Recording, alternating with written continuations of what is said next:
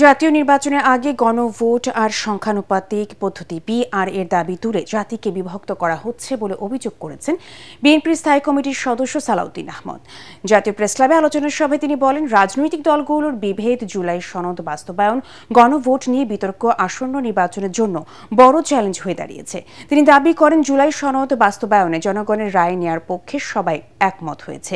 নির্বাহী আদেশে রাজনৈতিক দল নিষিদ্ধের বিরোধিতা করে সালাউদ্দিন আহমেদ বলেন, বিচারিক প্রক্রিয়ায় এটি নির্ধারণ হওয়া উচিত। নাগরিক ঐক্যের সভাপতি মাহমুদুর রহমান মান্না বলেন, ঘোষিত সময়ের মধ্যে জাতীয় নির্বাচন হতে হবে।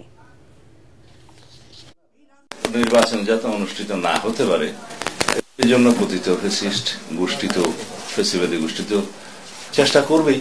ঝটিকা মিছিল বা গেরিলা টাইপের দুই একটা মিছিল দিয়ে রাতের অন্ধকার অথবা শুভে সাদেকের সময় ফটো টোটো তুলে তাদের নেতাদের কাছে পাঠিয়ে দিচ্ছে।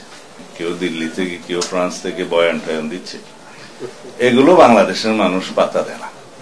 আমরা যদি একটা অংশগ্রহণমূলক নির্বাচন করতে চাই, ফ্যাসিস্ট গোষ্ঠীর যে রাজনৈতিক দল হিসাবে তার বিচারিক ব্যবস্থা, সেটা যেন আমরা ত্বরান্বিত করার জন্য সবাই উদ্যোগ নেই।